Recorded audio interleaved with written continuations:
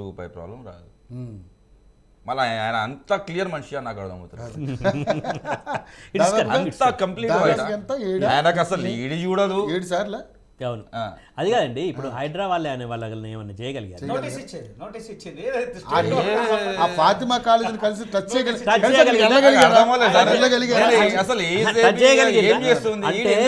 అంటే వాళ్ళ ప్రభుత్వం కాంగ్రెస్ అంతకుముందు బీఆర్ఎస్ సపోర్ట్, ఇప్పుడు కాంగ్రెస్ సపోర్ట్. అట్లా కాదు సార్, ఇప్పుడు ఒకటి అట్లా కాదు.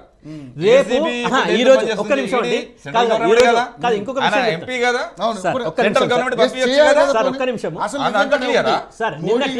మోడీ గారు అధికారంలోకి వచ్చిన తర్వాత అసలు వాళ్ళ ప్రాబల్యాన్ని మొత్తం లేకుండా చేస్తాడు అని చెప్పేసి అయితే నేను ఒక విషయం చెప్తాను. ఈ రోజు నిన్న టీఆర్ఎస్ సపోర్ట్, ఈ రోజు కాంగ్రెస్ సపోర్ట్, రేపు బీజేపీ ఎంఐఎం.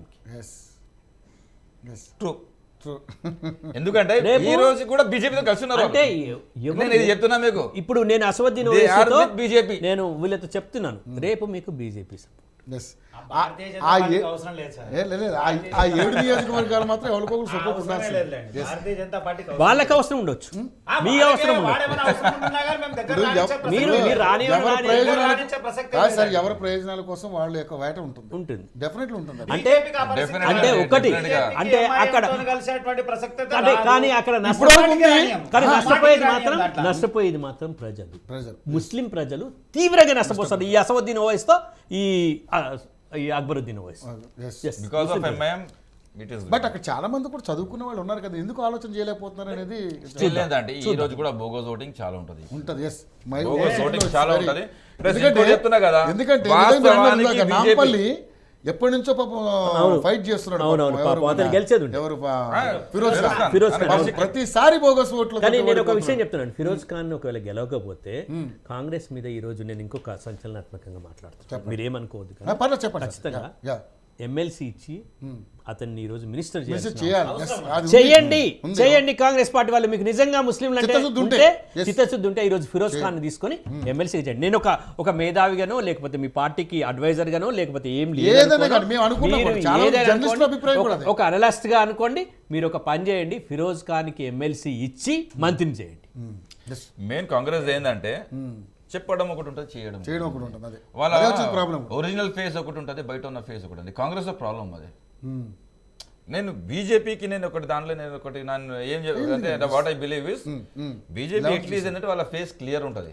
భయ్ మేము హిందుత్వ అంటున్నాము అని చెప్పేసి ఒక క్లియర్ స్టాండ్ తీసుకుంటున్నారు. కానీ ఏంటంటే కాంగ్రెస్ ఏంటంటే మేము సెక్యులర్ అని చెప్పేసి కూడా వాళ్ళు సెక్యులర్ కూడా చెయ్యరు. వాళ్ళు రెండు వైపు ఆడుతూ ఉంటారు. That is a very dirty politics అండి. ఇంకోటి ఏంటంటే మనకు యాజ్ పర్ ద సెక్యులర్ అంటే మనం ఇండియా ఏంటంటే India is a secular country. So మనకేంటంటే బీజేపీ చేయడం కానీ ఎంఐ చేయడం కానీ రిలీజియన్ బేస్డ్ పొలిటిక్స్ చేయడం అనేది డేంజరస్ ఫర్ ది కంట్రీస్. అది ఇది చాలా డేంజరస్. 9 చోట్ల ముస్లిం పాపులేషన్ ఉన్న చోట బీజేపీ ఆధిక్యం ఉంది. 3 ప్లేసెస్ ఒక్కసారి ప్రజల్లో మార్పు వస్తే సరే అది పక్కన పెడతారనేది ఇప్పటి వరకు బీజేపీ 42 స్థానాల్లో ఆధిక్యం ఉంది, అలాగే ఆప్ 28 స్థానాల్లో ఆధిక్యం ఉంది.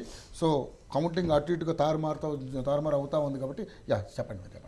నేనేమంటున్నా, సార్ చెప్పినట్టు విశ్లేషకులు వారు చెప్పినట్టు వారంతా విశ్లేషించి చెప్పారు.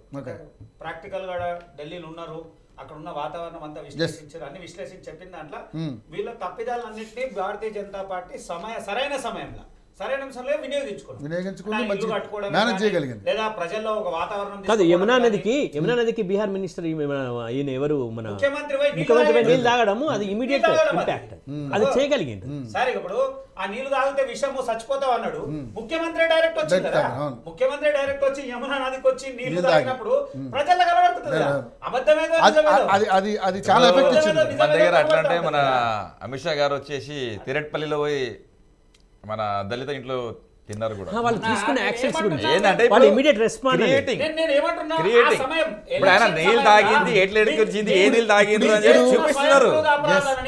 మీరు చేస్తున్నటువంటి స్వయంకృ ప్రాధాలని కాదు, ఇది తప్పు అంటే ప్రతి అంశాన్ని మీరు యమునా నది మీద దాన్ని డిస్కరేజ్ చేసి చూపించినాము. మీరు పొల్యూషన్ మీద మాట్లాడారు, పొల్యూషన్ మీద చూసినాము. మీరు విద్యార్థుల మీద మాట్లాడడం చెప్పినాం. ఒక సామాన్య మహిళను మీరు తీసుకొని వచ్చి మీకు ఈ పథకాలు రావంటే మేము అన్ని మళ్ళీ అమలు చేస్తాము. ఏ పథకాలని కూడా మేము ఆపము.